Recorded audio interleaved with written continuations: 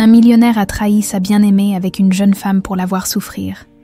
8 ans plus tard, il est resté figé en la voyant au restaurant avec son rival et un petit garçon. Le soleil se couchait sur Lyon, baignant les gratte-ciel de l'empire charpentier d'une lumière dorée. Depuis son bureau au 40e étage, Nicolas contemplait la ville qui s'étendait à ses pieds. À 38 ans, il avait transformé l'entreprise de son père en un géant de l'immobilier, mais ce soir, ce n'était pas aux contrats ni aux acquisitions qu'il pensait. Sa main effleura l'écrin de velours bleu dans la poche de sa veste. 5 ans avec Julie Mercier, et il était enfin prêt à franchir le pas. « Monsieur, votre père est arrivé », annonça sa secrétaire par l'interphone. Nicolas soupira. Il n'avait pas prévu d'annoncer ses intentions à Raymond ce soir, mais son père avait toujours eu un 6e sens pour les moments importants de sa vie. « Fais-le entrer, Isabelle. » La porte s'ouvrit sur Raymond Charpentier, 68 ans, le visage buriné par les années, mais le regard toujours aussi perçant. Malgré sa retraite officielle, il gardait une présence imposante qui remplissait la pièce dès qu'il y entrait. « Nicolas », dit-il simplement, en s'avançant vers la baie vitrée. « Belle vue, tu as fait du bon travail. » Ces rares compliments, Nicolas les collectionnait comme des trophées. « Merci, père. » Raymond se servit un verre de cognac sans demander la permission. « J'ai entendu dire que les Leroy cherchent à s'implanter dans le 6e arrondissement.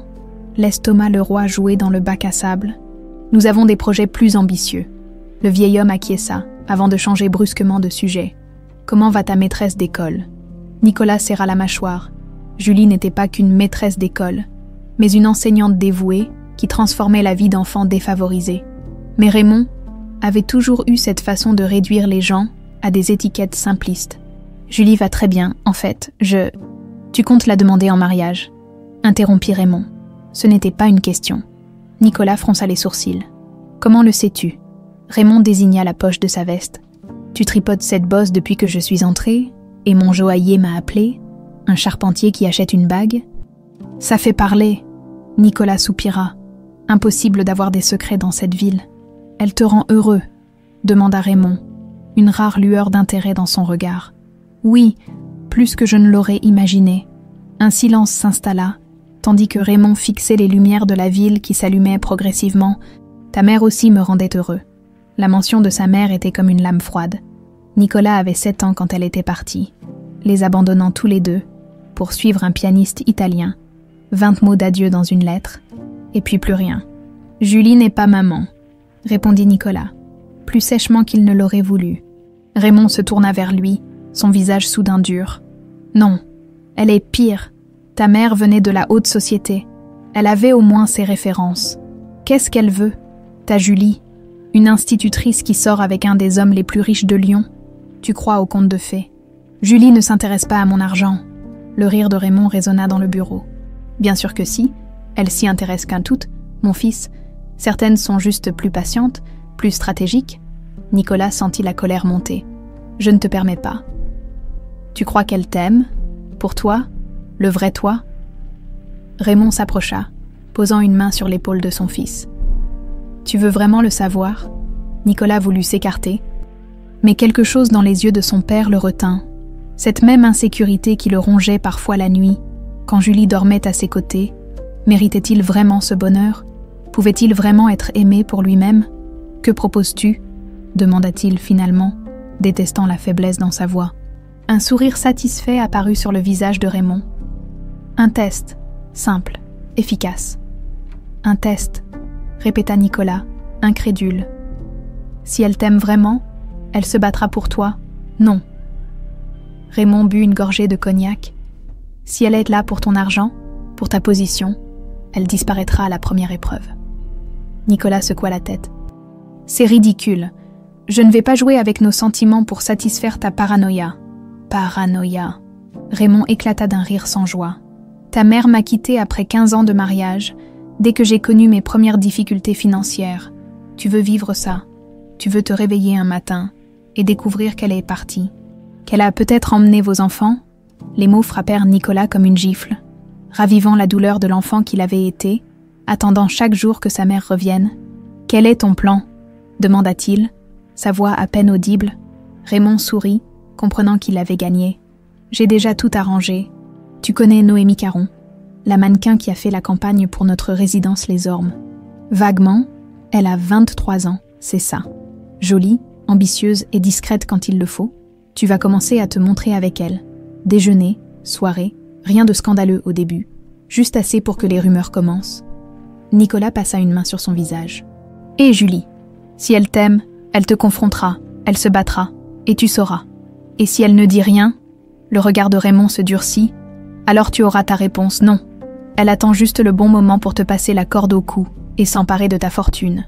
Nicolas sentit l'écrin peser lourdement dans sa poche. L'image de Julie lui apparut, son sourire sincère, ses yeux qui s'illuminaient quand elle parlait des enfants de sa classe. Était-il possible que tout cela soit calculé ? Fais-moi confiance, fils, murmura Raymond. Je te protège. Nicolas repensa aux années après le départ de sa mère. Comment Raymond l'avait élevé seul. Dur mais présent. Il lui devait tout. D'accord, céda-t-il finalement. Un test, mais à mes conditions. Raymond acquiesça, satisfait. Bien sûr, on finalisera les détails demain. Après le départ de son père, Nicolas resta longtemps devant la fenêtre, l'écrin ouvert devant lui, le diamant étincelait sous les lumières de la ville. Il referma la boîte d'un geste sec. Ce n'était qu'un test. Si Julie l'aimait vraiment, leur amour en sortirait plus fort, n'est-ce pas ? Mais au fond de lui, une petite voix lui soufflait qu'il venait de commettre la plus grande erreur de sa vie. Les 3 semaines qui suivirent passèrent dans un brouillard de culpabilité pour Nicolas. Chaque matin, il se réveillait avec l'intention d'abandonner ce plan absurde. Mais chaque soir, un appel de son père ravivait ses doutes. « Tu es trop proche du but pour renoncer maintenant », lui répétait Raymond. Noémie Caron s'avéra être une complice parfaite, belle, calculatrice. Elle jouait son rôle avec une précision chirurgicale. D'abord quelques déjeuners d'affaires accidentellement remarqués par des connaissances communes, puis des apparitions plus évidentes dans des soirées où Julie n'était pas conviée. « Tu dois me regarder comme si tu étais fasciné », lui avait expliqué Noémie lors de leur première rencontre privée. Pas amoureux, juste intrigué, comme un homme qui découvre une nouvelle saveur. Nicolas détestait cette mascarade, mais il ne pouvait nier que Noémie connaissait son métier, son rire cristallin, sa façon de toucher son bras au moment stratégique. Tout était savamment orchestré pour alimenter les rumeurs. « Tu as remarqué comme Julie est distante ces derniers temps ?» demanda Raymond lors d'un de leurs dîners hebdomadaires. Nicolas fronça les sourcils. C'était vrai. Julie semblait préoccupée, plus silencieuse qu'à l'ordinaire. Était-ce à cause des rumeurs, ou attendait-elle simplement le bon moment pour le confronter ? Peut-être qu'elle prépare déjà sa sortie, suggéra Raymond. Les rats quittent le navire en premier. Arrête. Nicolas frappa la table. Je ne suis pas d'humeur pour tes métaphores. Son père leva les mains en signe d'apaisement, mais son sourire satisfait disait tout. Ce que Nicolas ignorait, c'est que les silences de Julie n'avaient rien à voir avec les rumeurs qui commençaient à circuler. 2 jours plus tôt, assise dans un cabinet médical aux murs trop blancs, elle avait reçu la nouvelle qui avait fait basculer son monde. Un gliome de grade 2 avait expliqué le docteur Rousseau, un neurologue à la réputation impeccable. La bonne nouvelle est que nous l'avons détecté tôt. Julie avait fixé les images de son cerveau sur l'écran. Cette tache blanche qui n'aurait pas dû être là, une intruse. Quelles sont mes options ? Avait-elle demandé d'une voix qu'elle ne reconnaissait pas. Chirurgie, suivie de radiothérapie, je vous recommande aussi de consulter l'EDR. Thomas Leroy, c'est le meilleur oncologue de la région pour ce type de tumeur. Julie avait hoché la tête mécaniquement. Thomas Leroy, ce nom lui disait quelque chose. N'était-ce pas le principal concurrent de Nicolas ? Mais ce n'était pas le moment de s'inquiéter de conflits d'intérêts professionnels. Sa vie était en jeu. Quel est le pronostic ? Avait-elle finalement demandé. Le deuil, Rousseau avait hésité. Juste une seconde. Avec le traitement approprié, les chances sont bonnes, mais je ne vous mentirai pas. Ce sera un combat. Un combat. Julie était prête à se battre. Mais comment l'annoncer à Nicolas ? Devait-elle ajouter ce fardeau sur ses épaules, alors qu'il semblait déjà si préoccupé par ses affaires ces derniers temps? Elle avait décidé d'attendre le bon moment. Peut-être après son anniversaire, prévu dans une semaine, une fête simple à laquelle Nicolas avait insisté pour inviter quelques relations d'affaires. Julie aurait préféré quelque chose d'intime, mais elle avait cédé, comme souvent. Puis, le lendemain, le téléphone avait sonné à 3 heures du matin. « Mademoiselle Mercier, Ici la gendarmerie de Grenoble. Je suis navrée de vous informer que votre sœur, Charlotte Garnier, a été victime d'un accident de voiture. Les mots s'étaient envolés après ça. Accident, décès sur place. Son beau-frère aussi, le petit Hugo, 3 mois, miraculeusement indemne, protégé par son siège auto. Vous êtes sa plus proche parente, avait conclu le gendarme. L'enfant est actuellement à l'hôpital de Grenoble, mais il devra être placé si personne ne peut. Je viens le chercher, avait immédiatement répondu Julie. Je suis sa marraine, je m'en occuperai. Dans les jours qui suivirent, Julie avait navigué dans un brouillard de formalités administratives, d'arrangements funéraires et de rendez-vous médicaux. Les siens et ceux de Hugo. Comment annoncer à Nicolas qu'elle venait de devenir tutrice légale d'un bébé? Comment lui dire qu'elle devait subir une opération du cerveau dans moins d'1 mois? Le destin choisit de répondre à sa place. Le soir de son anniversaire arriva, et avec lui, la somptueuse réception que Nicolas avait organisée dans un des hôtels Charpentier. Julie avait confié Hugo à une voisine pour quelques heures. Elle devait parler à Nicolas ce soir, lui dire la vérité, toute la vérité. Elle portait une simple robe noire, à la fois pour l'élégance et pour le deuil de sa sœur qu'elle n'avait pas encore eu le temps de pleurer. Ses cheveux châtains étaient relevés en un chignon simple, révélant la finesse de son cou que Nicolas aimait tant. Quand elle entra dans la salle de réception, elle le repéra immédiatement, grand, élégant dans son costume sur mesure. Il riait à quelque chose que disait Noémie Caron. Julie connaissait la mannequin. Son visage ornait la moitié des panneaux publicitaires de Lyon pour la nouvelle résidence Charpentier. Les rumeurs qui circulaient depuis quelques semaines lui revinrent en mémoire, mais elle les avait ignorées, trop préoccupée par ses propres problèmes. Joyeux anniversaire, ma chérie. Nicolas s'était détaché du groupe pour venir vers elle, l'embrassant légèrement sur les lèvres. Son parfum était différent, plus féminin. Merci d'être venu. Je sais que tu traverses une période difficile avec... Il hésita. La mort de ma sœur, compléta Julie, plus froidement qu'elle ne l'aurait voulu. Oui, je suis désolée de ne pas avoir pu t'accompagner à l'enterrement. Cette fusion avec les Italiens était cruciale et... Ce n'est pas grave, coupa Julie. Nicolas, il faut qu'on parle. J'ai des choses importantes à te dire. Une lueur étrange passa dans son regard. Bien sûr, mais... D'abord, profite un peu de ta soirée. Tu connais Noémie? Avant que Julie ne puisse répondre, il l'entraîna vers le groupe où se tenait la mannequin. Noémie sourit. Ce sourire parfait qui vendait des appartements de luxe. La fameuse Julie. Nicolas parle tellement de toi. Joyeux anniversaire. Les 2 heures qui suivirent furent un tourbillon de conversations superficielles, de coupes de champagne non bues et de regards échangés entre Nicolas et Noémie qui chacun transperçait le cœur de Julie comme une aiguille. Puis vint le moment du gâteau. Nicolas prit le micro, demandant l'attention de tous. « Ce soir, nous célébrons une femme extraordinaire », commença-t-il. Et pour un instant, Julie crut reconnaître l'homme qu'elle aimait. Julie, ces 5 années à tes côtés ont été... Il n'acheva jamais sa phrase. Dans un mouvement qui semblait chorégraphié, Noémie s'avança, prit son visage entre ses mains et l'embrassa passionnément devant toute l'assemblée. Le silence qui suivit fut assourdissant. Nicolas ne repoussa pas Noémie. Il ne chercha pas Julie du regard. Il resta là, figé, comme attendant quelque chose.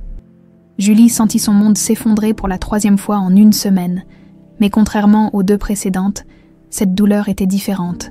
C'était une trahison, délibérée, calculée, avec une dignité que même elle ne se connaissait pas. Elle s'approcha du couple. « Que Dieu bénisse votre nouvelle vie », dit-elle simplement. Avant de se détourner, elle sortit de la salle sans se presser, récupéra son manteau et quitta l'hôtel sous le regard médusé des invités. Ce n'est qu'une fois dans le taxi qu'elle permit aux larmes de couler. « Où je vous dépose, madame ?» demanda le chauffeur. Julie essuya ses joues d'un geste ferme. Une résolution nouvelle brillait dans son regard. À la gare, je dois prendre le premier train pour Grenoble. Dans sa tête, une décision était prise. Elle ne lutterait pas pour un homme qui ne la respectait pas. Elle concentrerait toutes ses forces sur 2 combats qui en valaient la peine, sa santé et l'avenir du petit Hugo. En quittant Lyon cette nuit-là, Julie Mercier laissait derrière elle non seulement Nicolas, mais aussi la femme qu'elle avait été. « Que Dieu bénisse votre nouvelle vie ». Ces mots résonnaient encore dans la tête de Nicolas, alors qu'il fixait la porte par laquelle Julie venait de disparaître.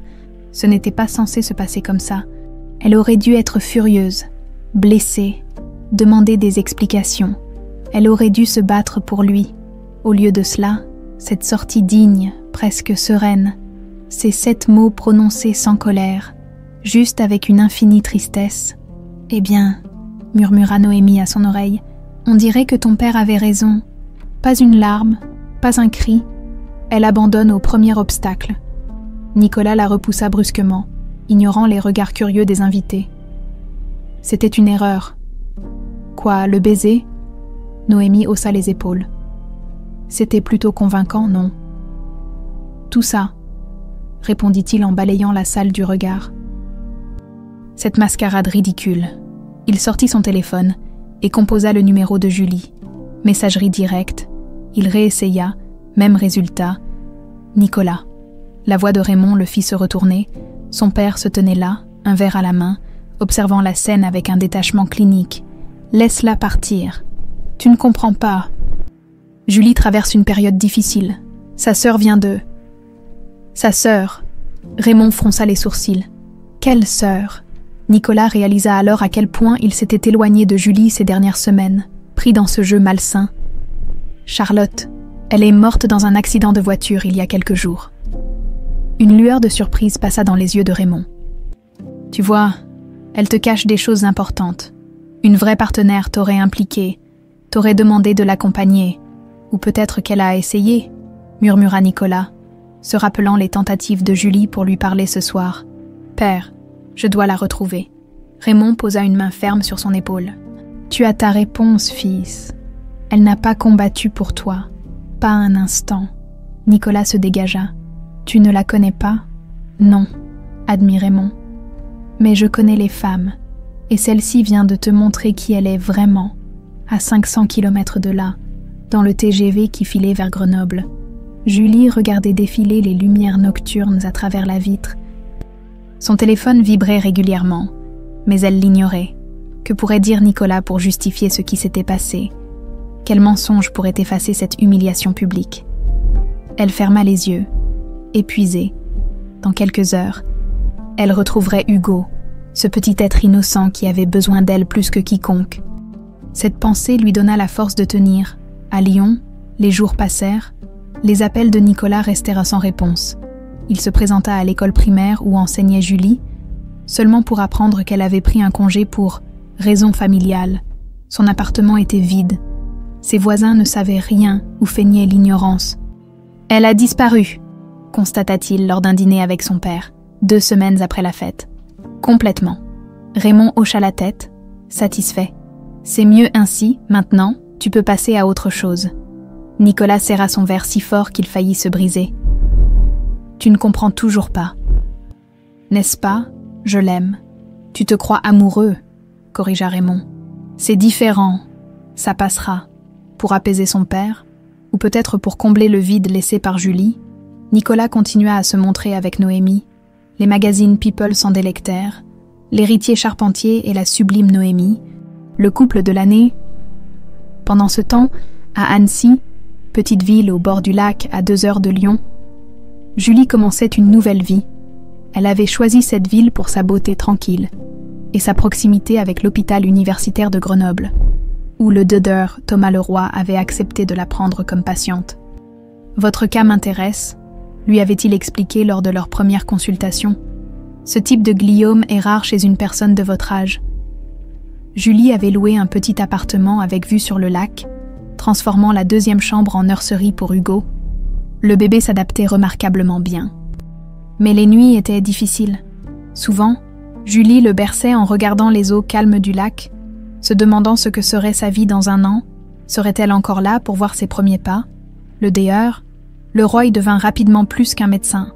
Contrairement à son image publique de requin des affaires, en privé, c'était un homme attentionné et dévoué à ses patients. « Pourquoi l'immobilier et l'oncologie ?» lui demanda Julie un jour, après une séance de radiothérapie particulièrement éprouvante. Thomas sourit. « L'Empire Leroy existait avant moi, mais la médecine, c'est ma passion. Mon père voulait que je reprenne l'entreprise familiale. J'ai accepté à condition de pouvoir exercer en parallèle. Vous êtes en concurrence avec les charpentiers, n'est-ce pas ?» Le visage de Thomas se ferma légèrement.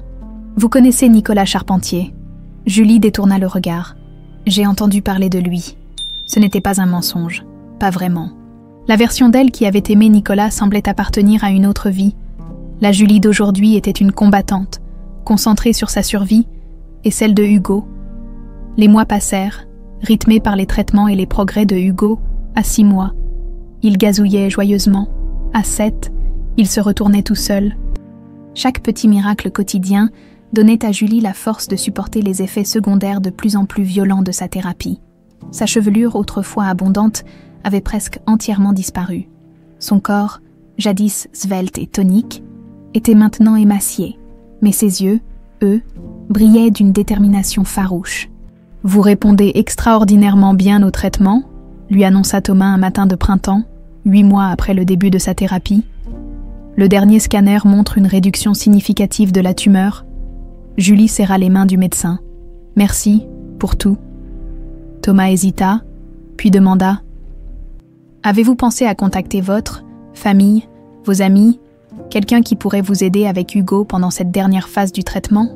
Julie secoua la tête. « Je n'ai plus de famille, et mes amis, ceux que j'avais à Lyon, font partie d'une vie que j'ai laissée derrière moi. » Ce soir-là, assise sur son balcon, Hugo endormit contre sa poitrine. Julie regarda le soleil se coucher sur le lac. Pour la première fois depuis longtemps, elle s'autorisa à penser à Nicolas. Que faisait-il? Était-il heureux avec Noémie? L'avait-il oublié aussi facilement qu'il l'avait trahi, sur son téléphone? Caché au fond d'un tiroir depuis des mois, il y avait probablement encore ces dizaines de messages et d'appels manqués. Elle n'avait jamais eu le courage de les écouter. À quoi bon rouvrir des blessures qui commençaient enfin à cicatriser? À Lyon, Nicolas vivait dans un brouillard de travail et de fêtes sans joie. Son histoire avec Noémie, d'abord factice, était devenue une sorte de commodité. Elle appréciait son statut de compagne officielle du richissime héritier. Il appréciait de ne pas être seul, un arrangement parfait, dépourvu d'amour. « Tu devrais l'épouser », suggéra Raymond un soir, alors qu'ils dînaient tous les trois. Noémie sourit, feignant la surprise. Nicolas savait qu'ils en avaient déjà discuté en privé. « Père, ne sois pas ridicule. »« Pourquoi pas ?» insista Raymond. « Elle est belle, intelligente, et elle comprend notre monde, contrairement à certaines. » La référence à peine voilée à Julie fit serrer les dents de Nicolas. 1 an avait passé, et la douleur était toujours aussi vive. « J'y réfléchirai », répondit-il finalement, pour avoir la paix. Cette nuit-là, seul dans sa chambre, il sortit une photo qu'il gardait cachée dans son bureau. Julie souriait à l'appareil, ses cheveux châtains soulevés par la brise du lac Léman lors d'un week-end à Évian. Ses yeux pétillaient de cette joie simple qui avait tant attiré Nicolas. « Où es-tu » murmura-t-il, caressant le visage sur la photo. « Pourquoi as-tu abandonné si facilement ?» Il ne pouvait pas savoir que, à ce moment précis, à 100 km de là, Julie luttait pour sa vie dans une salle d'opération. Le dehors, le roi penché sur elle, extirpant les dernières cellules cancéreuses de son cerveau, il ne pouvait pas savoir que, dans une salle d'attente non loin, une infirmière berçait le petit Hugo, désormais âgé d'1 an et 3 mois, qui attendait innocemment le retour de la seule mère qu'il connaissait. 8 ans s'étaient écoulés depuis cette soirée d'anniversaire. 8 années comme un battement de cils pour certains, une éternité pour d'autres. Lyon avait changé. La skyline s'était enrichie de nouveaux gratte-ciel, dont la plupart portèrent la signature Charpentier.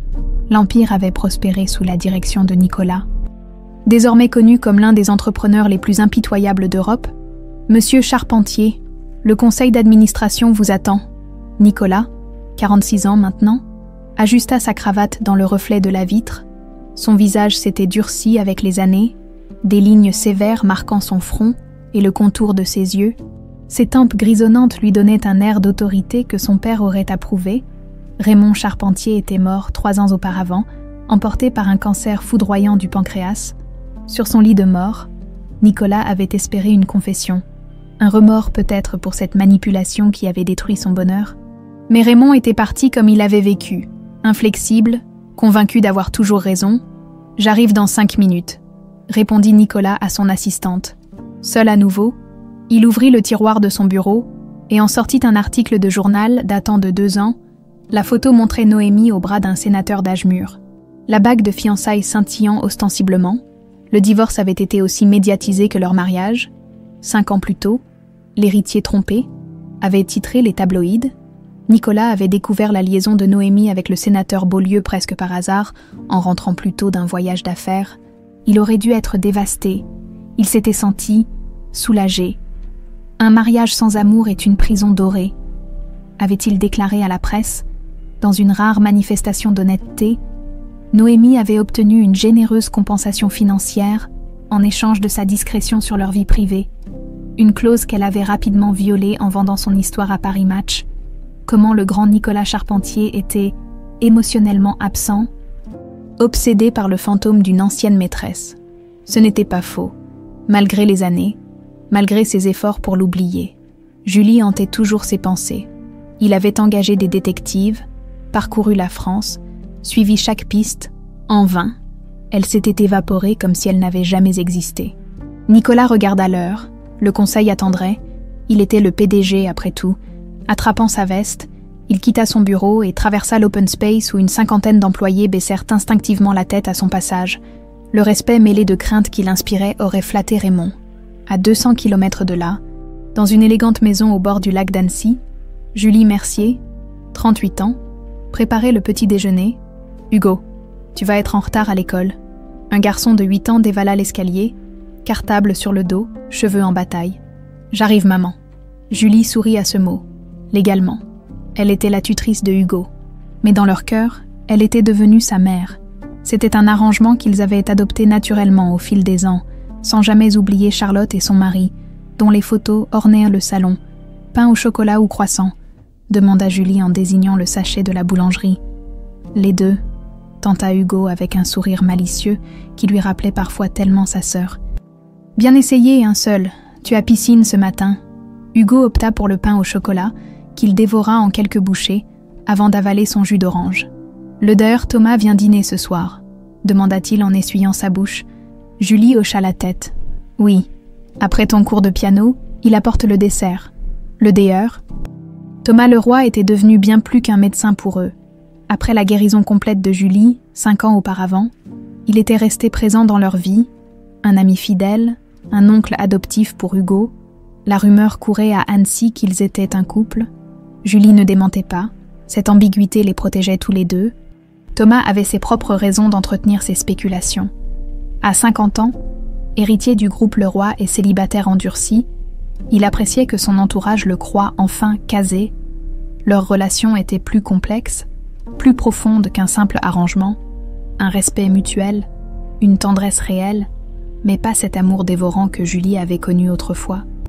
Celui qu'elle avait soigneusement enterré sous des couches de vie nouvelles. « À ce soir, maman !» cria Hugo en claquant la porte, resté seul. Julie termina son café en parcourant ses emails.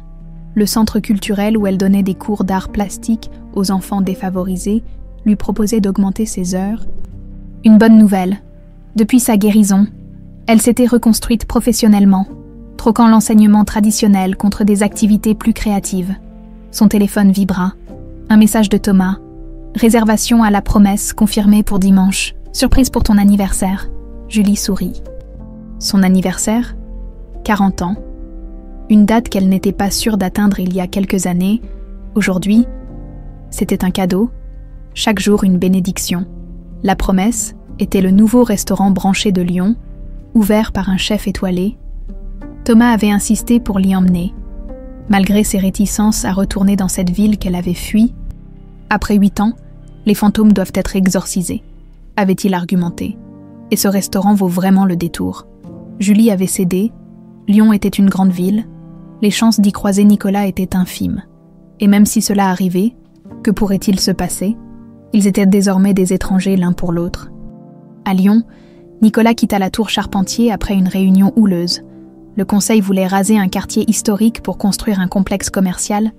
Nicolas s'y était opposé, surprenant tout le monde, y compris lui-même. Le fils de Raymond se découvre une conscience, avait murmuré un administrateur. Pas assez bas, peut-être, depuis la mort de son père, quelque chose changeait en lui. Une lassitude face à cet empire bâti sur le béton et l'argent, un désir de laisser une empreinte différente. Son chauffeur l'attendait devant l'immeuble. « Où allons-nous, monsieur ? Nicolas hésita. Son appartement vide ne l'attirait pas. Les dossiers pouvaient attendre. Au Vieux Lyon, décida-t-il spontanément, je marcherai un peu. Le quartier historique grouillait de touristes en ce samedi après-midi ensoleillé. Nicolas erra sans but, savourant l'anonymat relatif que lui procurait cette foule. Ici, il n'était pas le terrible héritier Charpentier. Juste un homme parmi d'autres. Ses pas le menèrent devant l'ancienne école où enseignait Julie. Le bâtiment avait été rénové, transformé en médiathèque. Nicolas s'arrêta, contemplant la façade. Combien de fois était-il venu la chercher ici, attendant dans sa voiture, observant son sourire quand elle apercevait les enfants partir avec leurs parents. Un groupe d'adolescents le bouscula, le ramenant au présent. Il était temps de rentrer. En chemin, son regard fut attiré par une affiche « Ouverture de la promesse », le nouveau temple de la gastronomie lyonnaise. Sur un coup de tête, il sortit son téléphone et appela. « La promesse, bonjour. Je voudrais réserver une table pour un. Ce soir. Je suis désolé, monsieur. Nous sommes complets pour les 3 prochaines semaines. » Nicolas sourit. « Dites au chef que c'est Nicolas Charpentier. Je me contenterai d'une table discrète. » Un silence, puis « Bien sûr, monsieur Charpentier, disons, 20h30. » Certaines portes s'ouvraient toujours pour son nom. Un des rares avantages de sa position, ce soir-là, à 20h30 précise, Nicolas fut conduit à une table isolée dans un recoin de la salle principale. L'emplacement était parfait. Il pouvait observer sans être vu, un luxe rare pour lui. Il commanda un whisky et étudia la carte, laissant son regard parcourir la salle. Couple élégant, hommes d'affaires, quelques célébrités locales, la clientèle typique d'un restaurant en vogue. C'est alors qu'il la vit, à l'autre bout de la salle, assise à une table près de la baie vitrée, Julie. Son verre s'immobilisa à mi-chemin de ses lèvres. Elle était différente, ses cheveux. Autrefois mi-longs, tombaient maintenant en cascade soyeuse jusqu'au milieu de son dos. Son visage avait gagné en maturité, en caractère. Elle portait une robe bleu nuit qui mettait en valeur sa silhouette, plus mince qu'avant mais toujours gracieuse. Mais ce qui frappa le plus Nicolas, c'était cette aura de sérénité qui émanait d'elle. Cette femme n'avait rien à voir avec la jeune institutrice timide qu'il avait connue. Puis il remarqua ses compagnons, un homme d'une 50aine d'années, élégant, dont le visage lui était vaguement familier, et un garçon, 8 ou 9 ans, aux cheveux châtains et au sourire espiègle. Le cœur de Nicolas s'arrêta. 8 ans, l'âge qu'aurait un enfant conçu juste avant leur séparation. « Maman, ce monsieur n'arrête pas de te regarder », dit le garçon, assez fort pour que Nicolas l'entende dans un moment de silence relatif. Julie se retourna. Leurs regards se croisèrent pour la première fois en 8 ans. Le temps s'arrêta. Le temps semblait figé dans une bulle, où seuls existaient Julie et Nicolas, séparés par la salle bondée du restaurant, mais reliés par un regard qui disait tout et rien à la fois. Julie fut la première à rompre ce contact visuel, reportant son attention sur Hugo, qui la fixait avec curiosité. « Qui est-ce ?»« Maman !» insista le garçon. « Une vieille connaissance !» répondit-elle d'une voix qu'elle s'efforça de maintenir calme. « Rien d'important. » Thomas Leroy, qui jusqu'alors n'avait rien remarqué, se retourna discrètement. Son visage se durcit immédiatement. « Nicolas Charpentier » murmura-t-il. « Quelle coïncidence !»« Intéressante. » Julie lui lança un regard interrogateur. « Tu le connais personnellement ? Nos chemins se sont croisés dans quelques réunions d'affaires, jamais socialement. » Thomas reposa sa fourchette. « Veux-tu qu'on parte ?» Julie secoua la tête. « Non, nous sommes là pour célébrer ton nouveau contrat. Je ne laisserai pas des fantômes gâcher notre soirée. » Mais le fantôme en question n'avait visiblement pas l'intention de rester à distance. Nicolas s'était levé, traversant la salle avec cette démarche assurée qui avait toujours été la sienne. 8 ans n'avaient rien changé à sa façon d'occuper l'espace. Comme si le monde lui appartenait. « Julie » dit-il simplement en arrivant à leur table. « Quelle surprise !» Sa voix, plus grave peut-être, mais toujours aussi envoûtante. Julie sentit son cœur s'accélérer malgré elle. « Nicolas !» Elle se força à maintenir un ton neutre. « Je ne m'attendais pas à te voir ici. Moi non plus. » Son regard glissa vers Thomas, puis vers Hugo qui l'observait avec une curiosité non dissimulée. « Tu ne me présentes pas ?» Une tension palpable envahit la table. Thomas se leva, tendant une main que Nicolas serra machinalement. Dehors, Thomas Leroy. Nous nous sommes rencontrés à la conférence sur l'urbanisme durable l'an dernier, bien sûr, acquiesça Nicolas. Se souvenant vaguement de cet homme parmi tant d'autres, il reporta son attention sur le garçon. « Et toi, comment t'appelles-tu ?»« Hugo Garnier » répondit fièrement l'enfant. « J'ai 8 ans et 3 mois. » Nicolas tressaillit imperceptiblement. Le calcul était simple. « Hugo est mon neveu », intervint Julie. Voyant où ses pensées s'égaraient, « Le fils de ma sœur Charlotte. » Ah ! Le soulagement traversa rapidement le visage de Nicolas, immédiatement remplacé par la confusion. « Je ne savais pas que ta sœur avait un enfant. Il y a beaucoup de choses que tu ne sais pas, Nicolas, » répondit Julie avec une douceur qui rendait ses mots encore plus tranchants. Un silence embarrassé s'installa. Thomas le brisa le premier. « Si vous souhaitez discuter, Julie, je peux ramener Hugo un moment à la maison. »« Non », répondirent simultanément Julie et Nicolas. Leurs regards se croisèrent à nouveau, et pour la première fois, un léger sourire flotta sur les lèvres de Julie. « Je veux dire, » reprit-elle, « ce n'est pas nécessaire. Nicolas allait retourner à sa table, n'est-ce pas ?»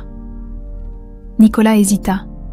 8 ans à imaginer ce moment, et maintenant qu'il se produisait, il était paralysé. « Bien sûr, » dit-il finalement.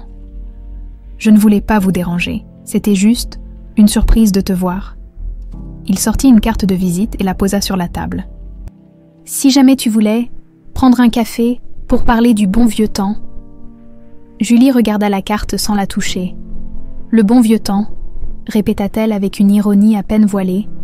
Nicolas s'inclina légèrement, saluant Thomas d'un bref hochement de tête, puis se tourna vers Hugo. « Ravi de t'avoir rencontré. »« Hugo, vous aussi, monsieur, » répondit poliment le garçon. « Vous êtes l'homme des grands bâtiments, non? J'ai vu votre photo dans le journal. » Nicolas sourit, surpris. « Oui, c'est moi. »« Cool !» déclara simplement Hugo, avant de retourner à son dessert. De retour à sa table, Nicolas observa discrètement le trio. Il semblait en former une famille unie, partageant rires et confidences. Thomas Leroy avait une main posée sur celle de Julie, un geste d'une intimité évidente. Hugo regardait l'homme avec admiration, comme un fils regarderait son père. Nicolas commanda un autre whisky, puis un autre. Le repas qu'il avait à peine touché fut débarrassé. Julie et sa famille quittèrent le restaurant sans un regard en arrière. Ce n'est qu'1 heure plus tard, en réglant l'addition, que Nicolas remarqua que sa carte de visite avait disparu de leur table. Le lendemain matin, dans son bureau, Nicolas était incapable de se concentrer. L'image de Julie, rayonnante et sereine, ne cessait de le hanter. Et ce garçon, Hugo, le fils de Charlotte, Nicolas se souvenait vaguement de cette sœur dont Julie parlait parfois, plus jeune de quelques années. « Isabelle » appela-t-il son assistante par l'interphone. « J'ai besoin que vous contactiez Marc Dutheil. » Marc Dutheil était le détective privé que Nicolas avait engagé des années plus tôt pour retrouver Julie. Sans succès, l'homme avait pourtant une réputation d'infaillibilité. « Je rappelle que son agence nous a facturé près de 50 000 € pour ne rien trouver, » rappela prudemment Isabelle. « Cette fois, c'est différent. Nous avons un point de départ. » 3 heures plus tard, Marc Dutheil se tenait dans son bureau, prenant des notes tandis que Nicolas lui fournissait les maigres informations qu'il possédait. Julie Mercier, probablement installée à Lyon ou dans la région, un neveu nommé Hugo Garnier, 8 ans environ, parent décédé dans un accident de voiture. Elle semble proche du DER, Thomas Leroy, oncologiste et héritier du groupe Leroy. Dutheil hocha la tête. Avec ces éléments, je devrais pouvoir retrouver sa trace en quelques jours. Je veux tout savoir, précisa Nicolas. Où elle vit, ce qu'elle fait depuis 8 ans, sa relation exacte avec Leroy. Et surtout, il hésita. Je veux savoir pourquoi elle a complètement disparu. Le détective leva un sourcil. C'est personnel, j'imagine. Très, confirma Nicolas. Et confidentiel. Rien de ce que vous découvrirez ne doit filtrer. Comme toujours, monsieur Charpentier. Après le départ de Dutheil, Nicolas tenta de se replonger dans ses dossiers, mais son esprit vagabondait. Pourquoi Julie avait-elle pris sa carte? Allait-elle l'appeler? Et cette relation avec Leroy, il semblait si proche. La pensée qu'elle ait refait sa vie avec un autre homme le torturait, bien qu'il n'ait aucun droit de ressentir cette jalousie après tout ce temps. Son téléphone sonna, le tirant de ses pensées. Nicolas Charpentier. Monsieur Charpentier. Ici l'hôpital Édouard Herriot. Nous appelons au sujet de Monsieur Étienne Collin. » Nicolas se redressa. Étienne Collin était l'ancien assistant personnel de son père, retraité depuis 5 ans. Ils avaient perdu contact. Que se passe-t-il? Monsieur Collin est en soins palliatifs chez nous. Son état s'est aggravé cette nuit. Et il a expressément demandé à vous voir. Il dit que c'est urgent et confidentiel. Nicolas consulta sa montre. Il avait une réunion importante dans 30 minutes. Mais quelque chose dans la voix de l'infirmière l'alerta. « J'arrive immédiatement. » À Annecy, Julie contemplait la carte de Nicolas. Assise sur la terrasse de sa maison, elle l'avait prise impulsivement, sans vraiment savoir pourquoi. « Tu comptes l'appeler » Thomas se tenait dans l'encadrement de la porte-fenêtre. 2 tasses de café à la main. Julie soupira. « Je ne sais pas.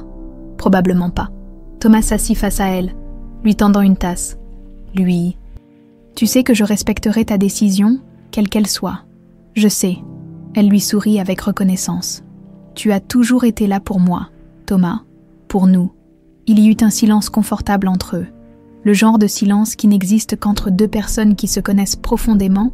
« Il a l'air différent, » dit finalement Julie. « Plus triste. C'est un homme seul, » répondit Thomas. Son mariage avec ce mannequin a été un désastre public. Son père est mort. Il a bâti un empire mais n'a personne avec qui le partager. Julie le regarda avec surprise. « Tu sembles bien informé. » Thomas haussa les épaules. « Le monde des affaires est petit, et les charpentiers font parler d'eux. » Le téléphone de Julie vibra. Un message de Dutheil Investigation. Recherches en cours sur Julie Mercier et Hugo Garnier pour Nicolas Charpentier. Discrétion totale requise. Julie fixa l'écran, incrédule. Une source anonyme au sein de l'agence, payée depuis des années pour la protéger, venait de la prévenir. « Il me cherche », murmura-t-elle, montrant le message à Thomas. Thomas fronça les sourcils. « C'est inquiétant, ou flatteur, selon le point de vue. Qu'est-ce que je dois faire ?»« Le devancer », répondit simplement Thomas. « Appelle-le avant que son détective ne trouve quoi que ce soit. Reprends le contrôle de la situation. » Julie regarda à nouveau la carte, puis son téléphone. Avec un soupir résigné, elle composa le numéro. Nicolas parcourait les couloirs aseptisés de l'hôpital Édouard Herriot d'un pas rapide. L'odeur caractéristique de désinfectant lui rappelait de mauvais souvenirs. Les derniers jours de son père. Son regard accusateur même face à la mort, comme si Nicolas était responsable de son cancer. « Chambre 418 », indiqua une infirmière avant de s'éloigner, visiblement pressée, devant la porte. Nicolas hésita. Étienne Collin avait été le bras droit de Raymond pendant plus de 30 ans. Un homme discret, efficace et d'une loyauté à toute épreuve envers son père. Que pouvait-il bien vouloir lui dire de si urgent? Il frappa doucement avant d'entrer. La chambre était plongée dans une semi-pénombre. Sur le lit, une silhouette squelettique qui ne ressemblait en rien à l'homme vigoureux qu'il avait connu. « Monsieur Nicolas », murmura Étienne d'une voix rauque. « Vous êtes venu… » »« Bien sûr, Étienne. » Nicolas s'approcha, masquant son choc face à l'état du vieil homme. « Comment vous sentez-vous » Un rire qui se transforma en tout fut sa seule réponse. « Comment pensez-vous que je me sente ? Je meurs. »« Monsieur Nicolas ?» Nicolas prit place sur la chaise à côté du lit. « L'infirmière a dit que vous vouliez me parler, que c'était urgent. » Étienne tourna lentement la tête vers lui, ses yeux enfoncés dans leurs orbites brillant d'une lucidité surprenante. « J'ai une confession à faire, » dit-il en tendant une main tremblante vers le verre d'eau sur sa table de chevet. Nicolas l'aida à boire, attendant patiemment qu'il poursuive. « Votre père, » commença Étienne avant qu'une nouvelle quinte de toux ne l'interrompe. « Votre père n'était pas l'homme que vous pensiez. Je sais qui était mon père, Étienne, un homme dur, parfois cruel, mais… »« Non !» coupa le vieil homme avec une énergie soudaine. « Vous ne savez pas tout. » Nicolas fronça les sourcils, sentant une inexplicable appréhension l'envahir. « Je parle de mademoiselle Mercier et Julie. » Le nom le frappa comme un coup physique. « Que savez-vous sur Julie ?»« Tout. » répondit simplement Étienne. « J'ai tout organisé sur ordre de votre père, à cet instant. » Le téléphone de Nicolas vibra dans sa poche. Un numéro inconnu. Il l'ignora, concentré sur les paroles du mourant. « Que voulez-vous dire ? Tout organisé. » Étienne ferma les yeux, comme si parler lui demandait un effort surhumain. Le test, ce n'était pas juste un test. C'était un piège, conçu pour qu'elle échoue. Quoi qu'elle fasse. Nicolas sentit sa gorge se serrer. « Expliquez-vous. » La fille, Noémie, elle n'était pas seulement payée pour jouer un rôle, Votre père lui avait promis bien plus si elle parvenait à vous. Séduire véritablement, je le savais déjà, dit Nicolas, impatient. C'était le plan. Non, le plan était de vous séparer définitivement, pas juste de tester sa loyauté. Étienne s'interrompit, cherchant son souffle. Votre père avait fait enquêter sur elle. Il savait qu'elle ne supporterait pas l'humiliation publique, qu'elle partirait plutôt que de se battre. Nicolas sentit une colère froide l'envahir. Et ce n'est que maintenant que vous me dites ça, 8 ans après. Ce n'est pas tout, continua Étienne, ignorant sa colère. Votre père a fait pire. Il a fait créer de fausses preuves qu'elle vous trompait, des photos truquées, des témoignages achetés, pour vous convaincre, au cas où vous auriez des doutes après son départ. Quelles preuves? Je n'ai jamais rien vu de tel. Parce qu'elle est partie si dignement qu'il n'a pas eu besoin de les utiliser, mais elles existaient, prêtes à être déployées. Nicolas se leva brusquement, incapable de contenir sa rage. Pourquoi aurait-il fait ça? Étienne eut un sourire triste. Parce qu'elle vous changeait. Vous deveniez plus indépendant, moins malléable, et parce qu'elle venait d'hériter d'un terrain à Confluence que votre père convoitait pour son projet immobilier. Un terrain, Julie n'avait aucune propriété à Lyon. Sa grand-tante venait de décéder, lui léguant une petite parcelle, stratégiquement située. Votre père vous cachait beaucoup de choses, monsieur Nicolas. Le téléphone vibra à nouveau. Le même numéro inconnu. Nicolas l'ignora encore. Vous mentez, siffla-t-il, bien que tout au fond de lui, il sache que c'était parfaitement plausible. Je meurs, monsieur Nicolas, répondit simplement Étienne. Je n'ai plus aucune raison de mentir. Votre père a manipulé votre vie, comme il a manipulé la mienne. Je vous dis cela pour alléger ma conscience. Nicolas se rassit lentement, accablé par ces révélations. Savez-vous ce qu'elle est devenue? Où elle est maintenant? Étienne secoua faiblement la tête. Non, après son départ, votre père a fait effacer toutes les traces, pour être sûr que vous ne la retrouveriez jamais. Une 3e vibration. Cette fois, Nicolas jeta un coup d'œil à l'écran. Le message associé le figea. C'est Julie. Nous devons parler. Julie raccrochait pour la 3e fois. Frustré, il ne répond pas. Thomas, assis en face d'elle sur la terrasse, haussa les épaules. Peut-être qu'il est occupé ou qu'il ne répond pas au numéro inconnu.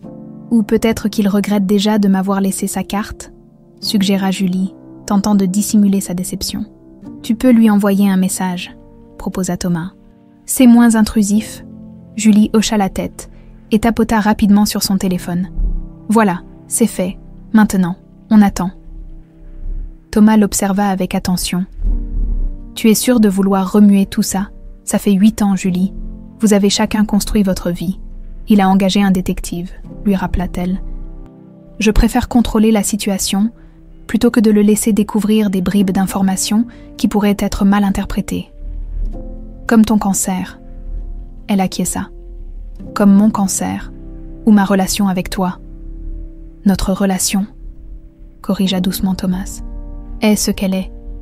Une amitié profonde avec des avantages occasionnels. Il sourit, tentant d'alléger l'atmosphère. Rien de compliqué. Julie lui retourna son sourire, reconnaissante pour sa compréhension. Thomas avait toujours respecté sa complexité émotionnelle, sans jamais exiger plus qu'elle ne pouvait donner. Hugo rentre bientôt de l'école, dit-elle en consultant sa montre. Il va avoir des questions sur Nicolas. Tu vas lui dire la vérité? Julie soupira. Une version adaptée. Il est trop jeune pour comprendre certaines choses. Son téléphone vibra soudain. Un message de Nicolas.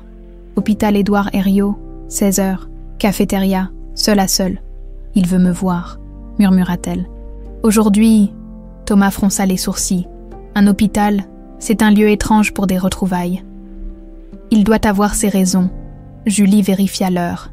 J'ai le temps d'aller chercher Hugo à l'école et de te le confier avant d'y aller. Thomas acquiesça. Prends ton temps. Je m'occupe de lui. La cafétéria de l'hôpital était presque déserte à cette heure de l'après-midi. Nicolas, assis à une table isolée près d'une fenêtre, fixait son café intact.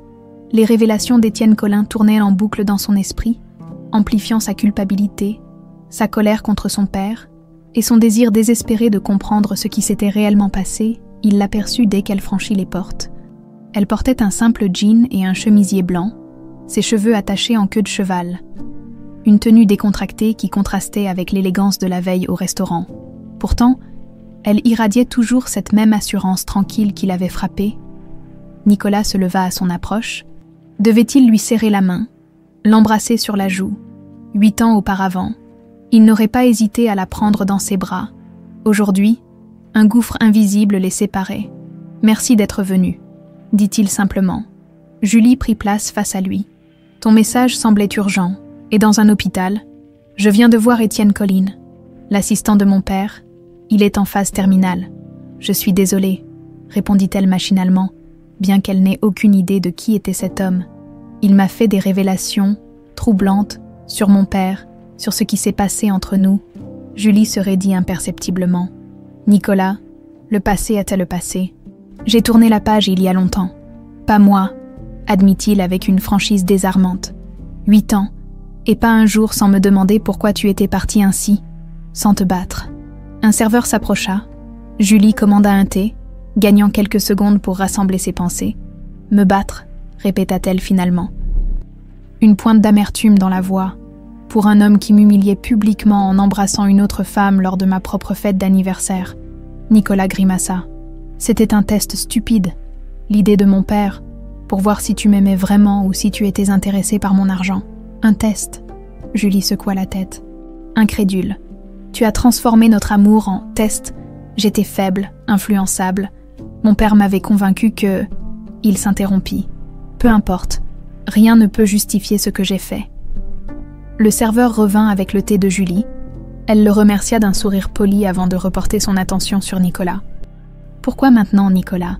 Pourquoi remuer tout ça après tant d'années? Parce que je viens d'apprendre que mon père avait orchestré bien plus que ce que je croyais. Il avait préparé de fausses preuves contre toi pour me convaincre que tu me trompais si jamais j'avais des doutes. Julie pâlit légèrement. Je ne t'ai jamais trompé, jamais. Je sais. Nicolas hésita, puis tendit la main par-dessus la table, s'arrêtant à quelques centimètres de la sienne.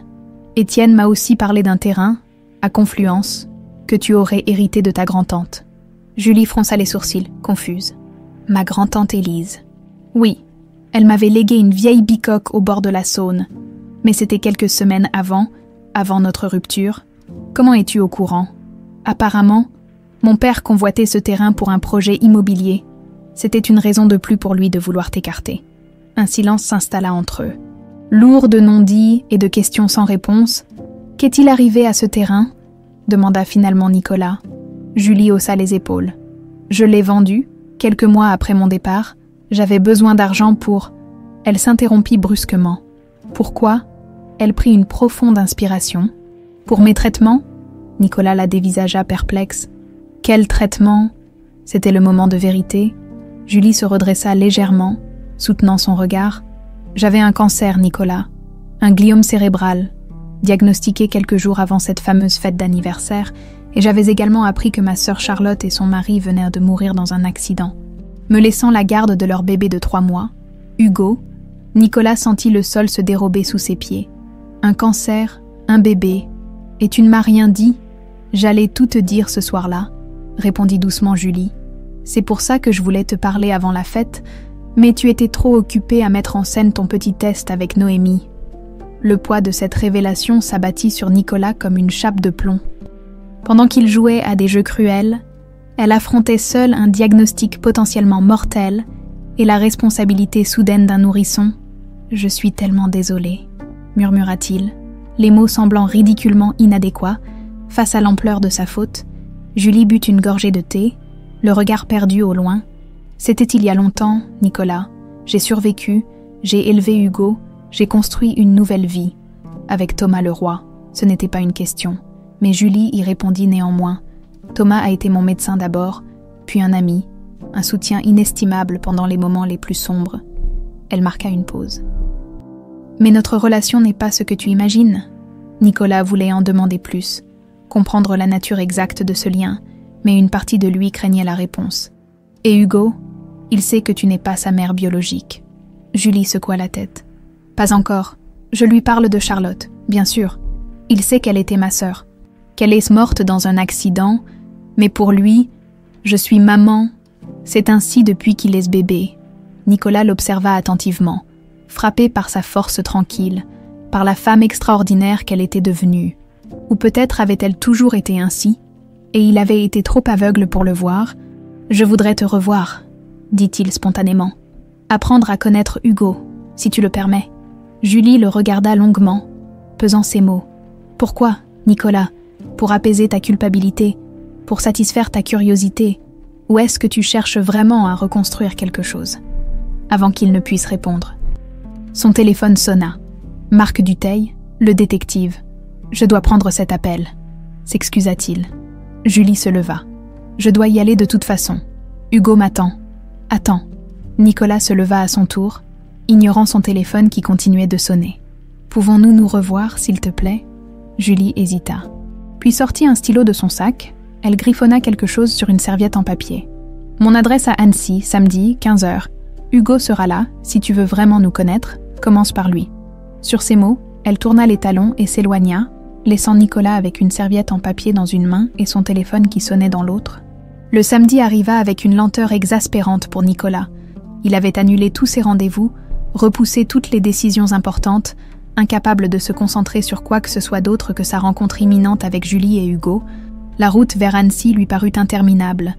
Bien qu'il conduisît lui-même sa Porsche à une vitesse qui aurait mérité plusieurs retraits de permis, l'autoroute défilait, mais son esprit était ailleurs, revivant sa conversation avec Marc Dutheil 2 jours plus tôt. « Elle a tout vendu à Lyon peu après votre rupture », lui avait expliqué le détective. Le terrain à Confluence a été acquis par une société écran qui s'est avérée appartenir au groupe Leroy. « Thomas Leroy », avait murmuré Nicolas. Alors leur relation remonte à si loin. Pas exactement, d'après mes sources. Le dealer, Leroy, a acheté ce terrain à sa valeur réelle, peut-être même un peu au-dessus. Un geste qui ressemble plus à de la charité qu'à une transaction amoureuse. Les recherches de Dutheil confirmaient tout ce que Julie lui avait dit. Le cancer, la mort de sa sœur, la tutelle de Hugo, sa nouvelle vie à Annecy, où elle enseignait l'art aux enfants défavorisés, tout concordait. Ce qui troublait le plus Nicolas, c'était l'absence de rancœur dans les témoignages recueillis par le détective, des voisins aux collègues, tous décrivaient Julie comme une femme sereine. Généreuse, entièrement dévouée à son neveu, et sa relation avec Leroy, complexe, avait répondu Dutheil. Ils ne vivent pas ensemble. Il possède un appartement en ville qu'il occupe quand il vient à Annecy, généralement 2 week-ends par mois. Il dîne souvent chez elle. Il assiste aux événements scolaires de Hugo. Aux yeux de leur entourage, ils forment un couple, mais discret. Sont-ils amants? Dutheil avait haussé les épaules. Impossible à confirmer. S'ils le sont, ils sont remarquablement discrets. Nicolas ralentit en entrant dans Annecy. Le GPS le guidait vers les hauteurs de la ville, dans un quartier résidentiel paisible, surplombant le lac. Il s'arrêta finalement devant une charmante maison aux volets bleus, entourée d'un jardin soigné, où une balançoire se balançait doucement dans la brise. Il resta un moment dans sa voiture, rassemblant son courage. Que dirait-il à Hugo? Comment se comporterait-il avec Julie? Il avait l'habitude des négociations à plusieurs millions d'euros, mais cette simple visite le terrifiait. Finalement, il sortit de la voiture, un bouquet de fleurs sauvages dans une main, pas de rose rouge trop formelle, pas de cadeau pour Hugo qu'il ne connaissait pas encore assez pour choisir judicieusement. À peine eut-il franchi le portail, qu'une tornade aux cheveux châtains déboula dans l'allée. « C'est vous l'homme du restaurant, celui des grands bâtiments ?»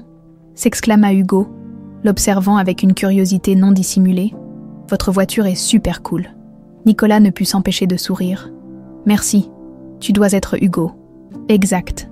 Maman a dit que vous étiez un ami d'avant moi. C'est bizarre de rencontrer les amis d'avant moi. » La logique enfantine le fit rire. « J'imagine, oui. Hugo, laisse Monsieur Charpentier respirer, » intervint Julie, apparaissant sur le seuil de la maison. Elle portait une simple robe d'été bleu ciel et ses cheveux étaient tressés sur le côté, l'image de la simplicité heureuse, à 1000 lieues des tenues formelles qu'elle portait du temps où ils étaient ensemble. « Bonjour Nicolas, » dit-elle avec un léger sourire. « Tu as trouvé facilement. Le GPS est une invention merveilleuse, » répondit-il en s'avançant vers elle. « C'est pour toi, » ajouta-t-il en lui tendant le bouquet. Leurs doigts se frôlèrent pendant la transmission, envoyant une décharge électrique le long de son bras. Leurs regards se croisèrent brièvement avant que Julie ne détourne les yeux. « Merci. Entre. Je vais les mettre dans l'eau. » La maison était à l'image de sa propriétaire. lumineuse, chaleureuse, ordonnée sans être rigide. Des dessins d'enfants ornaient un mur entier de la cuisine, tous signés Hugo G. D'autres, plus élaborés, portèrent la signature JM. Julie devait continuer à dessiner, une passion qu'il avait toujours admirée chez elle. « Tu veux visiter ma chambre ?» proposa Hugo, tirant Nicolas par la manche. « J'ai une maquette de la tour Eiffel que j'ai construite tout seul. » Nicolas jeta un regard interrogateur à Julie, qui hocha la tête avec un sourire. « Le goûter sera prêt dans 20 minutes. Ça te laisse le temps pour une visite guidée par le maître des lieux. » La chambre de Hugo reflétait les passions d'un garçon de 8 ans, féru d'architecture et de construction, des Legos, des maquettes, des dessins de bâtiments célèbres et, à la surprise de Nicolas, plusieurs coupures de presse concernant des projets charpentiers. « Tu t'intéresses aux bâtiments ?» demanda-t-il en s'asseyant sur le bord du lit. Hugo hocha vigoureusement la tête. « J'adore. Je veux construire des gratte-ciel quand je serai grand, encore plus grand que les vôtres. » Nicolas sourit. « Je suis sûre que tu y arriveras. Maman dit que je tiens ça de mon papa, » continua innocemment Hugo. Elle dit qu'il était ingénieur et qu'il aimait dessiner des ponts. Nicolas sentit sa gorge se serrer. Le père de Hugo, le mari de Charlotte, dont Julie n'avait jamais parlé. « Ta maman te raconte beaucoup de choses sur tes parents. » Hugo haussa les épaules. « Des fois, on regarde des photos, mais c'est triste. Alors on ne le fait pas trop souvent. Maman dit qu'ils me regardent de là-haut et qu'ils sont fiers de moi. » Une boule se forma dans la gorge de Nicolas. Cet enfant, élevé avec tant d'amour malgré l'adversité, était la preuve vivante de la force de Julie. « Je suis sûre qu'ils le sont, » murmura-t-il. Le goûter fut une affaire joyeuse, Hugo monopolisant la conversation avec ses histoires d'école et ses projets. Nicolas l'écoutait attentivement, fasciné par ce petit être qui semblait avoir hérité du caractère solaire de Julie malgré l'absence de lien biologique. « Hugo, tu veux bien aller jouer un peu dehors ?» demanda Julie après que l'enfant eut englouti son 3e biscuit. « Nicolas et moi devons parler de trucs d'adultes ennuyeux. »« D'accord, » soupira Hugo en roulant des yeux. « Mais pas trop longtemps, je veux montrer ma cabane à Nicolas avant qu'il parte. » Une fois seul, un silence inconfortable s'installa. Nicolas fut le premier à le briser. « Il est extraordinaire. Tu as fait un travail remarquable avec lui. » Julie sourit, une lueur de fierté dans les yeux. C'était un bébé facile, et il m'a donné une raison de me battre quand les traitements devenaient trop difficiles. « Je suis désolée de ne pas avoir été là, » dit Nicolas, les mots sortant avant qu'il puisse les retenir. « J'aurais dû être à tes côtés pour tout. » Julie secoua la tête. « Tu ne savais pas, et même si tu avais su, notre relation était déjà compromise bien avant ce test ridicule. Que veux-tu dire ?» Elle soupira. « Nicolas, ton père te manipulait depuis toujours. Tu le laissais s'immiscer dans chaque aspect de ta vie, y compris notre relation. J'espérais que ça changerait avec le temps, mais j'étais trop faible pour lui tenir tête, » compléta-t-il amèrement. « Pas faible, conditionné. » Julie hésita. « Comment a-t-il réagi quand tu as découvert ma disparition ?» Nicolas eut un rire sans joie. « Il était ravi, tu vois, fils. Elle n'en voulait qu'à ton argent. Une vraie amoureuse aurait combattu pour te garder. Et tu l'as cru. Ce n'était pas une question. » Mais Nicolas répondit quand même. « Au début, non, j'étais furieux. J'ai essayé de te retrouver, puis le temps a passé. Et j'ai commencé à me demander si peut-être... » Peut-être, il n'avait pas raison. Julie le regarda longuement. « Nicolas, si j'avais voulu ton argent, j'aurais joué le jeu, j'aurais fait une scène au restaurant, j'aurais pleuré, supplié, j'aurais fait ce qu'il fallait pour te reconquérir. Mais je n'ai jamais été comme ça. Je sais, c'est ce que j'ai fini par comprendre. » Bien trop tard, un cri de joie provenant du jardin leur rappela la présence de Hugo. « Je devrais aller voir sa cabane, » dit Nicolas en se levant. Il avait l'air si enthousiaste. Julie l'arrêta en posant une main sur son bras. « Nicolas, je dois te demander, pourquoi maintenant ?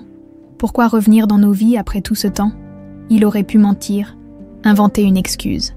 Mais il lui devait la vérité. « Parce que je n'ai jamais cessé de t'aimer », admit-il simplement. « Même marié à Noémie, même après toutes ces années. C'est toi qui hantes mes rêves. » Julie retira sa main, comme brûlée. « Ne dis pas ça. Tu ne me connais plus, je ne suis plus la jeune femme que tu as aimée, alors laisse-moi connaître celle que tu es devenue. » Leurs regards se croisèrent, chargés d'émotions contradictoires. Désir, méfiance, espoir, peur, Hugo choisit ce moment pour faire irruption dans la cuisine. « Vous avez fini vos trucs d'adulte. J'ai un match de foot demain. Tu veux venir voir, Nicolas ?» La question innocente les prit tous deux de court. Julie fut la première à retrouver sa voix. « Hugo, je suis sûre que Nicolas est très occupé et... j'adorerais venir. » L'interrompit Nicolas. « À quelle heure ?» Le visage de Hugo s'illumina. « 10 heures. C'est au stade municipal. Je porte le numéro 7. » Après avoir admiré la fameuse cabane et promis 3 fois à Hugo qu'il viendrait bien à son match. Nicolas prit congé, sur le seuil de la porte, face à Julie. Il hésita. « Merci pour cet après-midi, c'était plus que je n'espérais. » Julie hocha la tête. « Hugo t'a adopté rapidement. Il est généralement plus méfiant avec les étrangers. »« Et toi ?» osa demander Nicolas. « M'as-tu un peu pardonné ?» Un voile de tristesse passa dans ses yeux. « Je ne sais pas, Nicolas. J'ai passé des années à guérir. Du cancer, de toi. Je ne suis pas sûre de vouloir rouvrir ces blessures. Je comprends. » Il recula d'un pas. « Je serai là demain pour le match de Hugo. Après, c'est à toi de décider si tu veux que je continue à faire partie de vos vies. » Sur le chemin du retour, Nicolas ne vit pas la route défiler. Perdu dans ses pensées, la journée avait été meilleure qu'il ne l'espérait, et en même temps, terriblement douloureuse. Voir le bonheur que Julie avait construit sans lui, le lien extraordinaire qu'elle partageait avec Hugo, la vie simple mais riche qu'elle menait, tout cela rendait sa propre existence vide et froide par comparaison. Son téléphone sonna, le tirant de sa rêverie, le nom d'Étienne Collin s'afficha sur l'écran. « Monsieur Nicolas » dit la voix faible du vieil homme. « Il faut que je vous voie, j'ai encore des choses à vous dire, sur votre père, sur mademoiselle Mercier. Je serai là dans 2 heures, promit Nicolas. » Accélérant encore, mais 2 heures plus tard, quand il arriva à l'hôpital, Étienne Collin avait rendu son dernier souffle. Emportant ses secrets dans la tombe, Nicolas fixait le corps inerte d'Étienne Collin, le visage du vieil homme étrangement paisible dans la mort. Quels secrets avait-il emportés? Quelle vérité supplémentaire sur Raymond, sur Julie, sur toute cette histoire qui avait brisé sa vie? « Vous étiez un proche ?» demanda l'infirmière en entrant dans la chambre. « Un, ami de la famille », répondit Nicolas, incapable de définir sa relation avec cet homme qui avait été le bras droit de son père pendant des décennies. « Il vous a laissé ceci », dit-elle en lui tendant une enveloppe. « Il a insisté pour que je la garde en sécurité jusqu'à votre arrivée. » Nicolas prit l'enveloppe d'une main tremblante. « Merci. » Dans le couloir désert de l'hôpital. Il déchira le sceau et en sortit une clé accompagnée d'une note manuscrite. « Box 237, garde-meuble central, Lyon 6e. La vérité vous y attend. » Ce soir-là, dans le silence poussiéreux d'un box de stockage anonyme, Nicolas découvrit le véritable héritage d'Étienne Collin. Des dossiers. Des centaines de dossiers méthodiquement classés sur toutes les manœuvres de Raymond Charpentier au fil des ans, des pots de vin à des fonctionnaires, des chantages sur des concurrents, des intimidations de propriétaires récalcitrants, un empire bâti sur la corruption et la peur, et au milieu de tout cela, un dossier intitulé simplement J. Mercier, à l'intérieur, toute la machination mise en place par Raymond pour séparer Nicolas de Julie, des photos truquées la montrant dans les bras d'un inconnu, des faux témoignages, des rapports de détectives privés modifiés, un arsenal complet de mensonges prêts à être déployés si nécessaire, mais plus troublants encore, des rapports médicaux. Raymond avait su pour le cancer de Julie avant même qu'elle ne disparaisse. Il avait délibérément choisi ce moment précis pour lancer son test, sachant qu'elle serait vulnérable, sachant qu'elle ne pourrait pas se battre sur tous les fronts. Nicolas sentit la nausée l'envahir. Toute sa vie n'avait été qu'une série de manipulations orchestrées par son propre père. Et pourquoi? Pour le contrôler, pour préserver un empire commercial sans âme, il passa la nuit entière à éplucher ses documents, chaque page révélant une nouvelle trahison, chaque note manuscrite de son père tordant un peu plus le couteau dans la plaie. À l'aube, il conduisit jusqu'au cimetière où reposait Raymond. Debout devant la stèle imposante, il sentit une colère froide remplacer le chagrin qu'il avait ressenti lors de l'enterrement 3 ans plus tôt. « Tu as tout détruit », murmura-t-il. « Ma vie, mon bonheur, tout ça pour ton précieux empire. » Une pluie fine commençait à tomber, mais Nicolas ne la sentait pas. Il resta là, immobile, jusqu'à ce que son téléphone le ramène à la réalité. Nicolas Charpentier. « Monsieur Charpentier, c'est Thomas Leroy. » La voix était grave, tendue. « Je pense que vous devriez venir à Annecy immédiatement. » Son cœur s'arrêta. « Julie, Hugo. Un accident. Julie conduisait sous une pluie battante. Un camion a dérapé et... Thomas s'interrompit. Elle est en chirurgie, c'est grave. Le monde sembla s'effondrer autour de Nicolas. J'arrive tout de suite. Les couloirs de l'hôpital d'Annecy lui semblèrent interminables. Il courait presque, ignorant les regards désapprobateurs du personnel. Au détour d'un couloir, il aperçut Thomas Leroy, assis sur une chaise, la tête entre les mains. « Comment va-t-elle » demanda Nicolas sans préambule. Thomas leva des yeux rougis vers lui. Toujours au bloc, traumatisme crânien, hémorragie interne, plusieurs fractures, ils font ce qu'ils peuvent. Et Hugo, il n'était pas dans la voiture. Il était avec moi pour son cours de piano. Thomas passa une main sur son visage épuisé. Il est dans la salle de jeu pédiatrique. Je n'ai pas eu le courage de lui dire à quel point c'est grave. Nicolas s'effondra sur la chaise voisine. Que s'est-il passé exactement ? Elle revenait de Lyon. Elle avait un rendez-vous avec un médecin pour son suivi annuel. Thomas hésita. Elle a appelé en route, elle semblait troublée, elle parlait de vous, de choses qu'elle venait d'apprendre. Nicolas sentit son estomac se nouer. Le dossier d'Étienne Collin. Pardon, j'ai découvert des documents compromettants sur mon père hier soir, des documents qui prouvaient à quel point il avait manipulé notre séparation. J'ai essayé d'appeler Julie, mais elle ne répondait pas. J'ai laissé un message. Thomas le fixa intensément. Elle l'a écouté, juste avant de prendre la route. Un silence lourd s'installa entre les deux hommes, chacun perdu dans ses pensées, dans sa culpabilité. « Je devrais aller voir Hugo », dit finalement Nicolas. Thomas s'acquiesça. « C'est peut-être mieux. Je vous ferai appeler dès que j'aurai des nouvelles. » La salle de jeu pédiatrique était lumineuse, colorée, conçue pour faire oublier aux enfants qu'ils se trouvaient dans un hôpital. Hugo était assis seul devant une table, dessinant avec application. « Salut, champion », dit doucement Nicolas en s'approchant.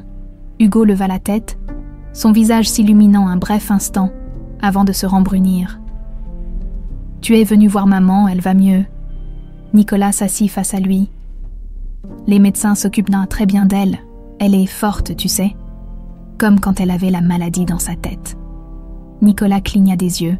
« Surpris, tu es au courant pour ça. » Hugo hocha gravement la tête. « Maman me raconte des histoires sur avant moi, pour que je sache d'où je viens. Elle dit que c'est important de connaître son histoire. » « Elle a raison, » murmura Nicolas, admirant une fois de plus la sagesse de Julie, sa façon d'élever cet enfant dans la vérité tout en préservant son innocence. Hugo poussa son dessin vers Nicolas. « C'est pour elle. Tu crois qu'elle va l'aimer ?»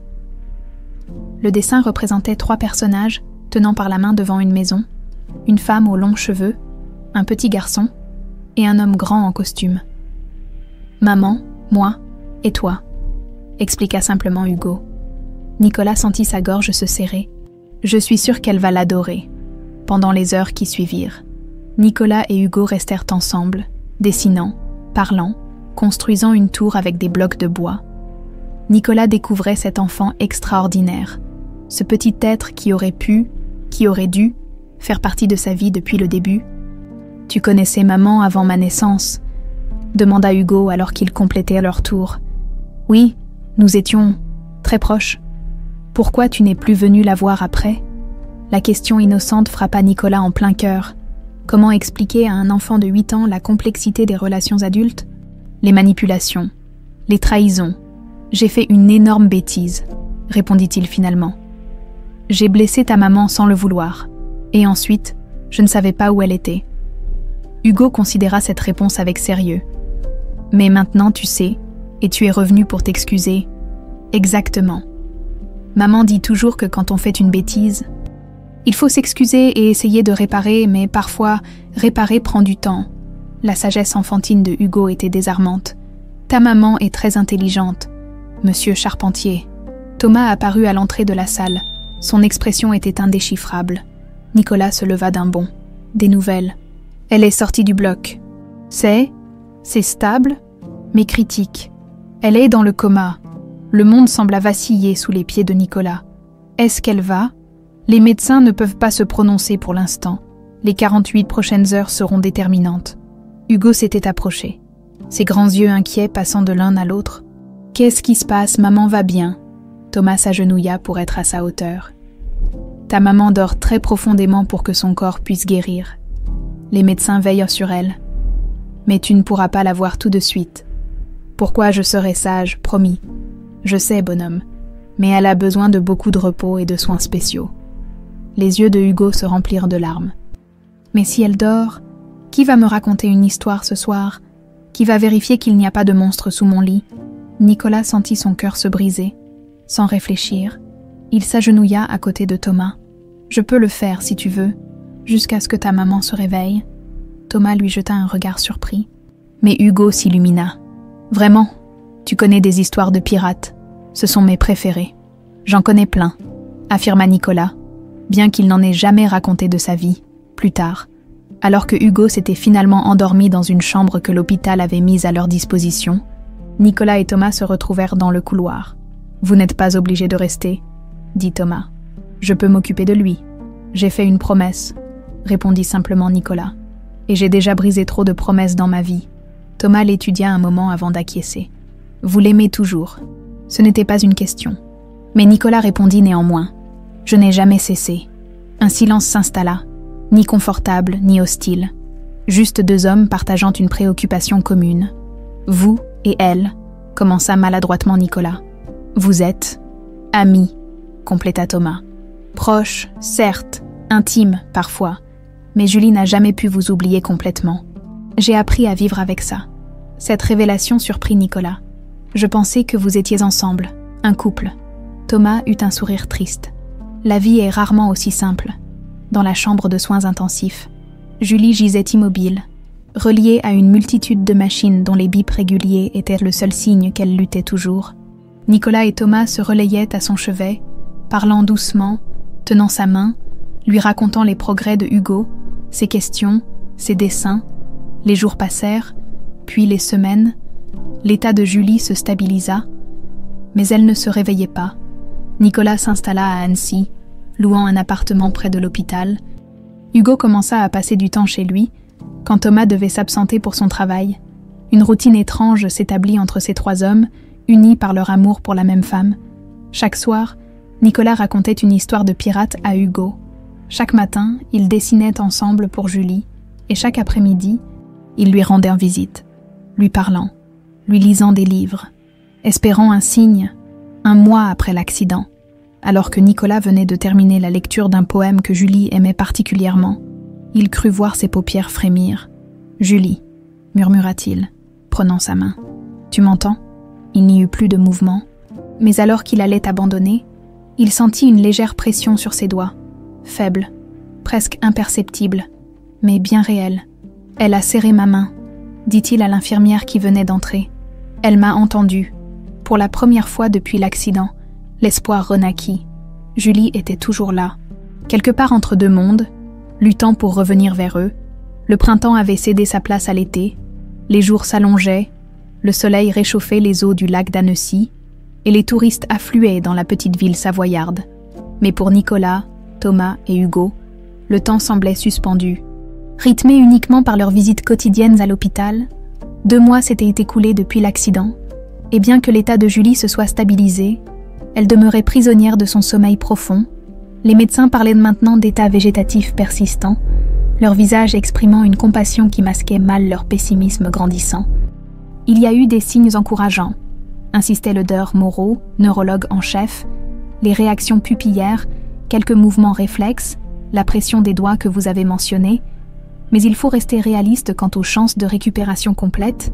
Ce matin-là, Nicolas était seul au chevet de Julie.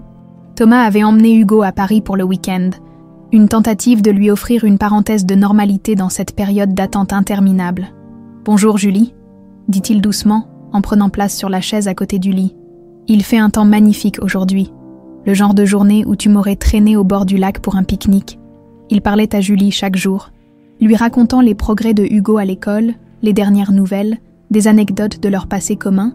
Les médecins l'encourageaient à continuer, affirmant que les patients comateux pouvaient parfois entendre, comprendre. « Hugo et Thomas reviennent demain. Le petit monstre va sûrement te raconter tous les détails de leur visite à la Tour Eiffel. Je crois qu'il a pris une centaine de photos. » Nicolas caressa doucement la main de Julie, notant à quel point sa peau était douce malgré ses semaines d'immobilité. Les infirmières prenaient un soin d'elle avec une attention remarquable, l'hydratant, la massant, évitant les escarres. « J'ai pris une décision importante hier, » continua-t-il. « J'ai vendu le projet Confluence, celui que mon père voulait construire sur le terrain de ta grand-tante. À la place, nous allons y créer un jardin communautaire, un espace vert au milieu de la ville, avec un potager pédagogique pour les enfants des écoles. » Il marqua une pause, comme s'il attendait son approbation. « Je sais, c'est un peu sentimental pour le terrible Nicolas Charpentier, mais les choses changent, Julie. Je change, grâce à toi, grâce à Hugo. » Les dernières semaines avaient effectivement transformé Nicolas plus profondément que toutes les années précédentes. La proximité avec Hugo, cette paternité improvisée qu'il avait assumée en l'absence de Julie, avait réveillé en lui une tendresse, une patience qu'il ignorait posséder. Tu serais fier de lui, tu sais. Il est si courageux, si résilient. La semaine dernière, à l'école, un garçon s'est moqué de lui parce que sa maman dormait tout le temps. Au lieu de se battre, il a expliqué patiemment que tu étais en train de guérir. Que c'était juste plus long que prévu. Nicolas sentit sa gorge se serrer à ce souvenir. Il a besoin de toi, Julie. Nous avons tous besoin de toi. Sa voix se brisa légèrement. Je n'ai pas le droit de te demander quoi que ce soit, pas après tout ce que je t'ai fait, mais si tu m'entends, si tu peux trouver la force de revenir. Un léger mouvement attira son attention. Les doigts de Julie remuaient, presque imperceptiblement. Julie, Nicolas se pencha, scrutant son visage. Julie, tu m'entends? Ses paupières frémirent, une fois, deux fois, puis, lentement, incroyablement, elles s'ouvrirent. Ses yeux, d'abord vagues, se posaient un sur lui, confus. Nicolas appuya frénétiquement sur le bouton d'appel. Une infirmière, vite! Elle se réveille! Les minutes suivantes furent un tourbillon de blouses blanches, de questions techniques, d'examens rapides. Nicolas fut relégué dans le couloir, le cœur battant à tout rompre, incapable de croire ce qui venait de se produire. Le DR, Moreau émergea finalement de la chambre, un sourire prudent aux lèvres. « Elle est réveillée », confirma-t-il. Désorientée, bien sûr, mais elle répond aux stimuli, semble comprendre les questions simples. Franchement, c'est remarquable. Est-ce qu'elle m'a reconnu ?» demanda Nicolas, la voix tremblante. Le médecin hésita. Difficile à dire. La mémoire peut être affectée après un coma prolongé. Il faudra du temps pour évaluer les éventuelles séquelles cognitives. Je peux la voir. Quelques minutes seulement. Elle est extrêmement fatiguée. Quand Nicolas rentra dans la chambre, Julie avait les yeux fermés. Il crut qu'elle s'était rendormie. Mais au son de ses pas, elle rouvrit les paupières. Son regard était plus clair maintenant, plus présent. « Julie », murmura-t-il en s'approchant lentement. Elle le fixa un long moment, son expression indéchiffrable. Puis, d'une voix rauque de ne pas avoir été utilisée pendant des mois, elle articula un seul mot. « Hugo, il va bien », s'empressa de répondre Nicolas. « Il est à Paris avec Thomas pour le week-end, ils reviennent demain. » Julie hocha faiblement la tête, visiblement soulagée. « Tu te souviens de ce qui s'est passé ?» demanda doucement Nicolas. Elle ferma les yeux un instant, comme pour rassembler ses souvenirs. « Accident », murmura-t-elle. « Pluie, un camion. C'est ça, tu as eu un accident de voiture il y a 2 mois. » Ses yeux s'écarquillèrent légèrement. « 2 mois ?» Nicolas acquiesça. « Tu étais dans le coma, les médecins. Ils n'étaient pas sûrs que tu te réveillerais. » Julie semblait absorber cette information, son regard parcourant la chambre, s'arrêtant sur les dessins de Hugo accrochés au mur, les fleurs fraîches sur la table de chevet. « Tu étais là ?» demanda-t-elle finalement, son regard revenant à Nicolas. « Tous les jours », répondit-il simplement. Quelque chose passa dans ses yeux, surprise, confusion, peut-être gratitude. Elle ouvrit la bouche pour parler, mais fut interrompue par une quinte de toux. Nicolas l'aida à boire quelques gorgées d'eau, soutenant délicatement sa nuque. « Merci », murmura-t-elle une fois sa toux calmée. « Pour Hugo, ne me remercie pas. Ces mois avec lui ont été un cadeau que je ne méritais pas. » Un faible sourire apparut sur les lèvres de Julie. « Il t'aime bien. Je l'aime aussi, » admit Nicolas. « Il est extraordinaire, tout comme sa mère. » Julie détourna le regard, semblant soudain mal à l'aise. « Nicolas, je ne me souviens pas de tout. Avant l'accident, c'est flou. Ce n'est pas grave, tu as le temps, L'important, c'est que tu sois revenu. Elle hocha faiblement la tête, ses paupières se faisant plus lourdes. Tu devrais te reposer, dit doucement Nicolas. Je reviendrai plus tard, avec Hugo. D'accord, murmura-t-elle. Déjà à moitié endormie, Nicolas quitta la chambre sur la pointe des pieds, le cœur gonflé d'un espoir qu'il n'avait pas ressenti depuis des années. Les jours suivants apportèrent des progrès constants. Julie passa des examens neurologiques qui révélèrent une mémoire à court terme légèrement altérée, mais aucun déficit majeur. Physiquement, cependant, le chemin serait plus long. Ses muscles s'étaient considérablement atrophiés pendant son immobilité forcée. Les retrouvailles avec Hugo furent déchirantes et merveilleuses à la fois. L'enfant s'était jeté dans les bras de Julie en pleurant, refusant de la lâcher pendant près d'1 heure, lui racontant tout ce qu'elle avait manqué entre 2 sanglots de joie. « J'ai gardé tous mes dessins pour toi », répétait-il. « Et Nicolas m'a aidé à écrire un journal pour que tu saches tout ce qu'on a fait. » Julie écoutait, souriait, embrassait son front, tout en jetant des regards furtifs à Nicolas qui se tenait en retrait, conscient qu'il assistait à un moment sacré entre une mère et son fils. 1 semaine après son réveil. Julie commença la rééducation. Nicolas et Thomas s'organisèrent pour être présents en alternance, soutenant ses efforts, l'encourageant quand la frustration la gagnait. « Je déteste être si faible », confessa-t-elle un jour à Nicolas, alors qu'il l'aidait à marcher dans le couloir, ses jambes tremblantes menaçant de céder à chaque pas. « Tu es la personne la plus forte que je connaisse », répondit-il sincèrement. « Combattre un cancer tout en élevant un bébé, seul. Et maintenant ça, tu es incroyable, Julie. » Elle s'arrêta, s'appuyant lourdement sur sa canne et sur le bras de Nicolas. « Pourquoi fais-tu tout ça ?» demanda-t-elle, le regardant droit dans les yeux. « Tu as mis ta vie entre parenthèses pendant des mois pour une femme qui t'avait rayé de sa vie. » Nicolas soutint son regard. « Tu sais pourquoi ? Dis-le, » insista-t-elle doucement. « Parce que je t'aime, » répondit-il simplement. « Je n'ai jamais cessé, et même si tu ne ressentais plus jamais la même chose pour moi, être présent pour toi. Et Hugo est toujours préférable à la vie vide que je menais avant. » Julie le dévisagea longuement, comme si elle cherchait à lire en lui la vérité de ses paroles. « J'ai lu le dossier, » dit-elle finalement. « Celui que tu as mentionné dans ton message avant mon accident, sur ton père. »« Sur nous », Nicolas se raidit. « Comment ? Thomas me l'a apporté hier. Il a dit que tu hésitais à me le montrer, mais qu'il pensait que je devais savoir. Je suis désolée, » murmura Nicolas. « Pour tout ce que mon père a fait, pour ma faiblesse, ma lâcheté. » Julie secoua légèrement la tête. « Tu étais son fils. Il t'a manipulé toute ta vie. Je comprends mieux maintenant. » Un silence s'installa entre eux, lourd de non-dits. « Je ne sais pas si je peux te pardonner, » reprit doucement Julie. « Pas encore. Mais je suis reconnaissante pour tout ce que tu as fait ces derniers mois, pour Hugo, pour moi. » Nicolas hocha la tête, acceptant ces mots comme le précieux cadeau qu'ils étaient, non pas une promesse, mais une possibilité, une porte entr'ouverte vers un avenir qu'il n'osait encore imaginer. « C'est suffisant, » répondit-il. « Pour l'instant, c'est plus que suffisant. » Ils reprirent leur lente progression dans le couloir, pas à pas, comme leur relation, fragile, hésitante, mais en mouvement. Ce soir-là, alors que Nicolas s'apprêtait à quitter l'hôpital, une alarme retentit dans la chambre de Julie. Des infirmières se précipitèrent, suivies du médecin de garde. Nicolas resta figé dans le couloir, le cœur battant à tout rompre. « Convulsion !» cria quelqu'un. « Appel au réanimateur !» Le monde sembla s'effondrer autour de Nicolas. Alors que tout progressait si bien, le destin cruel s'apprêtait-il à lui arracher Julie une seconde fois ? 5 années s'étaient écoulées depuis cette nuit terrifiante à l'hôpital. 5 années depuis que Julie avait frôlé la mort une seconde fois à cause d'un caillot sanguin qui avait provoqué ses convulsions. 5 années de reconstruction, de guérison, de redécouverte. Le jardin thérapeutique de l'hôpital d'Annecy rayonnait sous le soleil estival. Des patients en convalescence déambulaient lentement entre les parterres fleuris, certains en fauteuil roulant, d'autres s'appuyant sur des cannes ou des déambulateurs.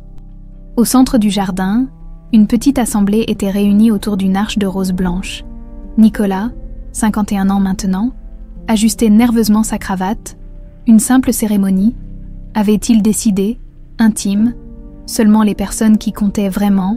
« Arrête de stresser, tu es parfait !» lui souffla Thomas Leroy. Élégant dans son costume de témoin, leur relation, autrefois tendue par la rivalité professionnelle et sentimentale, s'était transformée en une amitié improbable mais solide. Thomas avait été le premier à encourager Nicolas quand Julie avait finalement accepté sa demande en mariage, 6 mois plus tôt. « Et si elle change d'avis ?» murmura Nicolas, exprimant enfin sa crainte secrète. Thomas sourit. « Après tout ce que vous avez traversé, je ne crois pas. » La musique changea, signalant l'arrivée de la mariée. Tous les invités se tournèrent vers le petit sentier bordé de lavande. Hugo apparut d'abord. Fier dans son costume de garçon d'honneur, à 13 ans, il était désormais presque aussi grand que Julie. Ses traits évoquant davantage sa mère biologique, à mesure qu'il grandissait, il portait un coussin avec 2 alliances simples en or blanc, puis Julie émergea, resplendissante dans une robe simple en coton blanc. Pas de froufrou, pas de traîne excessive, juste l'élégance naturelle qui l'avait toujours caractérisée. Ses cheveux châtains, parsemés de quelques fils argentés depuis son accident, étaient ornés d'une couronne de fleurs sauvages. Elle avançait seule, refusant d'être donnée comme le voulait la tradition. Son regard croisa celui de Nicolas et ne le quitta plus. La convalescence de Julie après sa seconde crise avait été longue et difficile. Pendant des mois, elle avait dû réapprendre à marcher, à retrouver sa dextérité fine. Nicolas avait été présent à chaque étape, patient et dévoué, sans jamais imposer sa présence. Respectant ses moments de découragement et de colère, ce n'est qu'1 an plus tard, lors d'une promenade au bord du lac, que Julie avait finalement pris sa main dans la sienne. Un geste simple qui avait signifié plus que tous les discours du monde.